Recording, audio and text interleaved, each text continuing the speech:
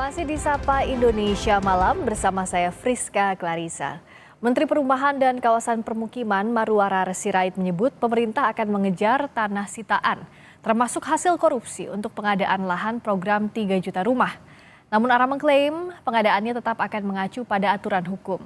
Marwarar mengklaim hingga 20 Oktober pemerintah telah membangun 40 juta rumah. Adapun untuk pengadaan lahan, Ara mengklaim pemerintah sudah menargetkan beberapa lahan termasuk lahan sitaan negara. Misalnya dari Kejaksaan Agung, dari tanah-tanah hasil korupsi yang disita, kemudian juga dari BLBI, kemudian juga dari yang HGU-nya sudah tidak diperpanjang, dan berbagai jenis lainnya, itu akan masuk kepada Dirjen Kekayaan Negara, kemudian ke Bank Tanah, kemudian akan diproses lebih lanjut bagaimana kita akan membuat skema yang legal, yang ada kepastian hukumnya, dan juga yang berkeadilan.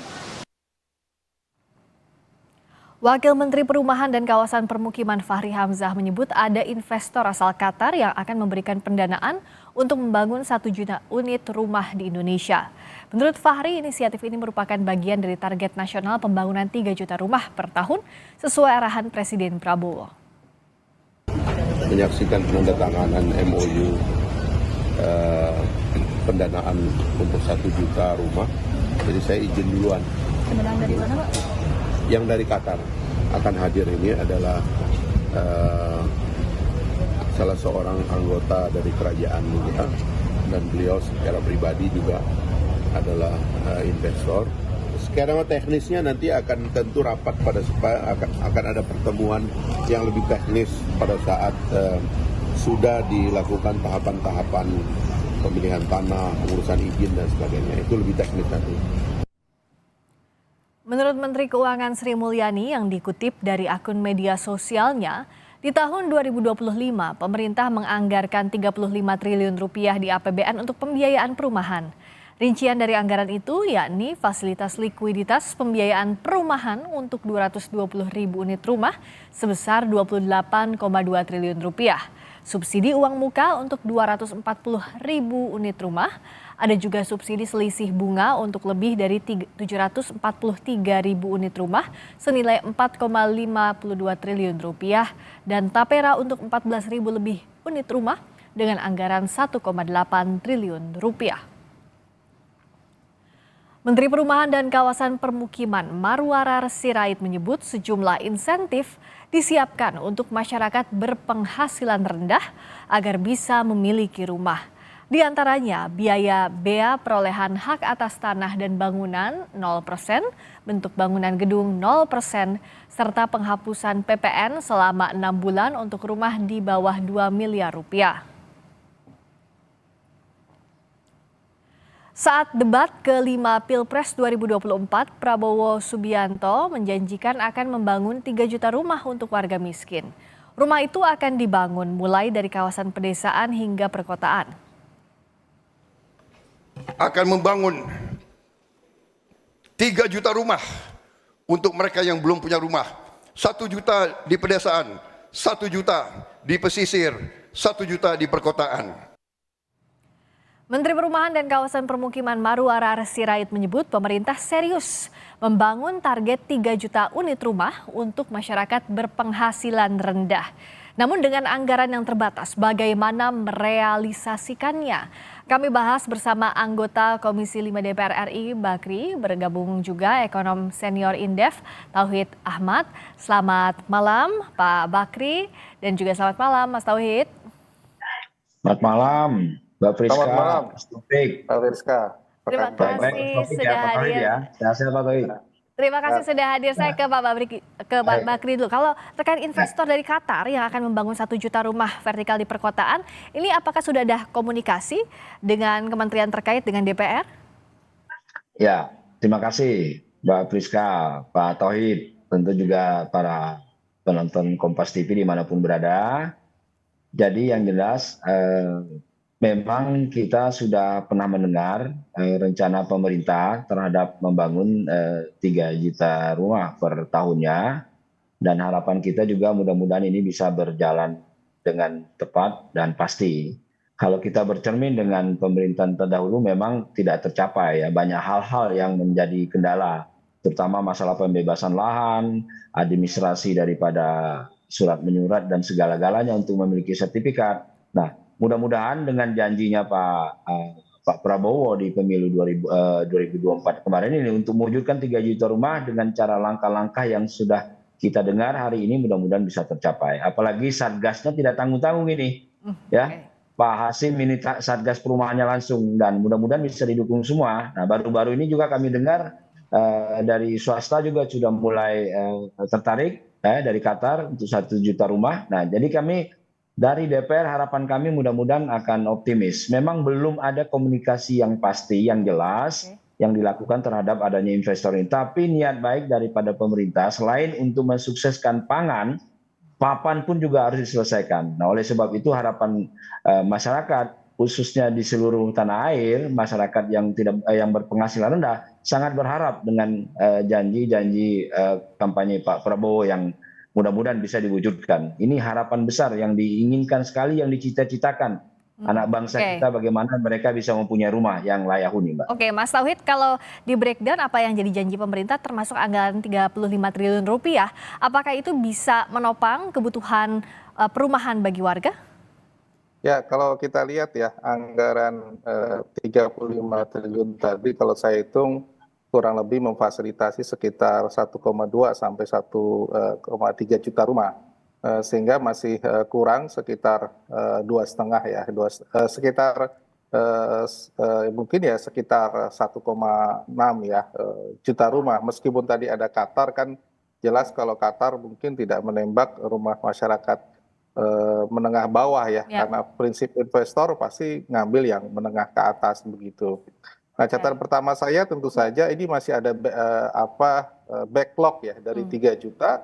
Berarti masih ada sekitar katakanlah 600.000 yang belum dipikirkan bagaimana the way out-nya ya. Karena sebagian APBN dan yang kedua tadi ada janji dari investor dari Qatar sehingga masih ada yang kurang. Yang pertama itu. Yang kedua ya berkaitan dengan saya sepakat tadi dengan Pak Bakri, memang persoalan utama kalau di perkotaan adalah lahan begitu ya.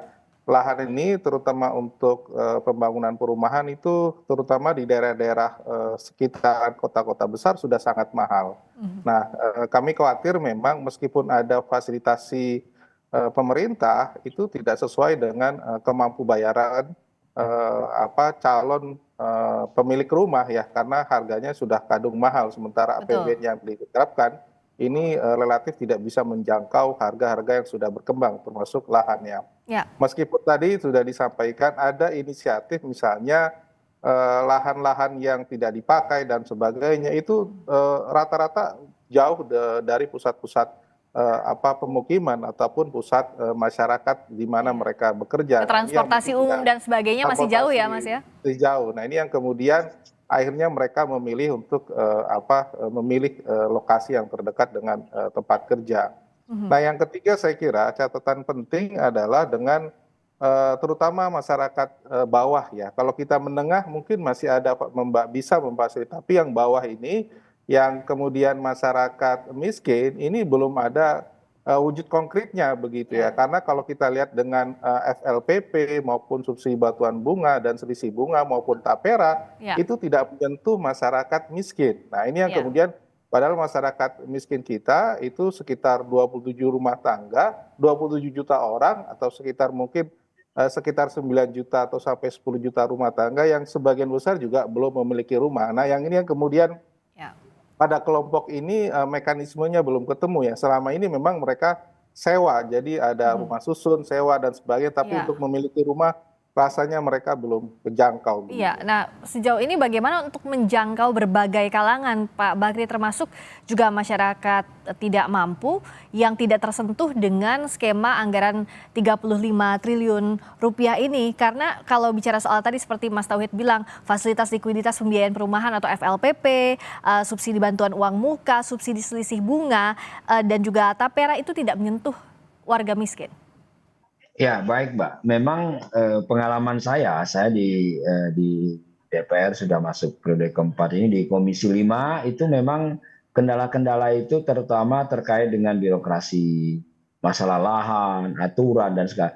Oleh sebab itu kita berharap dengan komando Pak Marwaris Sirait ini betul-betul bisa berkoordinasi karena ada 8 kementerian lembaga yang terkait di sini, Mbak. Bukan hanya perumahan, tapi terkait dengan Kementerian BPN, ya, udah tuh keuangan, mungkin Kementerian PUPR-nya sendiri, ya, menteri-menteri lain dan badan-badan lain. Jadi dengan memangkas masing-masing menteri lembaga ini, saya pikir tidak ada yang tidak mungkin, ya. Itu sebab makanya harganya mahal, ya.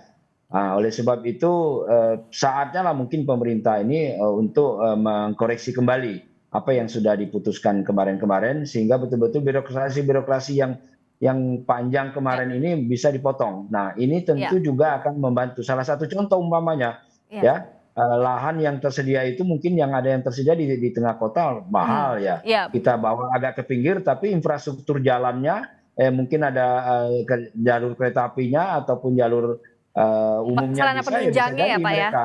Iya, penunjangnya. Jadi tidak harus karena kalau tidak begitu susah. Jadi oleh sebab itu peran pemerintah untuk membantu masyarakat yang betul-betul diimpikan oleh masyarakat Indonesia. Anak bangsa ini pingin sekali di pemerintahan Prabowo ini selain pangan, papan pun bisa terpenuhi. Oke, nah terakhir Mas Tauhid, singkat saja. Jadi bagaimana agar skema ini efektif untuk masyarakat kelas menengah dan juga yang tidak mampu agar bisa betul-betul memiliki hunian yang layak, ya, hunian yang layak. Karena hunian saja bisa di mana saja, belum tentu layak. Nah, apa yang bisa dilakukan dan bagaimana mengawasinya, bagaimana menagih janji pemerintah soal ini?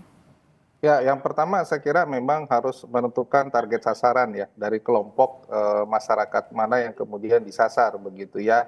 Yang menengah ini juga kita bagi dua, yang formal dan informal. Karena kesulitannya yang informal mereka sangat kesulitan untuk membayar cicilan dan sebagainya. Pola penghidupannya akan sangat berbeda. Sementara formal juga harus dipastikan mereka mampu membayar cicilan dengan baik begitu. Jadi sasarannya harus ditentukan. Yang kedua, masyarakat bawah terutama ya, itu memang harus ada skema khusus di luar dari apa yang sudah disiapkan pemerintah ya, karena mereka umumnya berada bekerja di sektor informal yang saya kira sangat sulit untuk membayar dengan cicilan yang saat ini ada ya.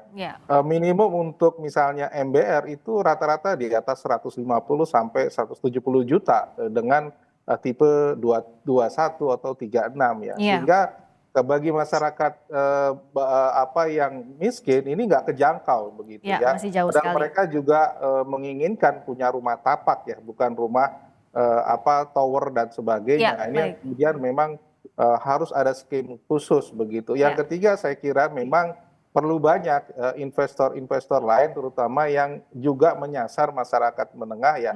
Syukur-syukur pola yang dari Qatar itu juga bisa dilanjutkan dan dikonkretkan ya. Mudah-mudahan tidak sekedar angin segar ya, tapi bisa direalisasikan. Ya, jangan sampai hanya angin segar saja, bisa direalisasikan. Dan kekuatan lobi pemerintah ini sangat penting untuk menarik investor berinvestasi di sektor perumahan yang berbeda. Kalau dengan sektor bisnis pasti banyak yang ingin chip in, tapi kalau untuk perumahan ini butuh komitmen dan juga lobi yang kuat dari pemerintah, dibantu juga dengan mitranya DPR. Terima kasih Pak Bakri, anggota Komisi 5 DPR RI. Catatan sedikit Mas, singkat saja, waktu sudah habis.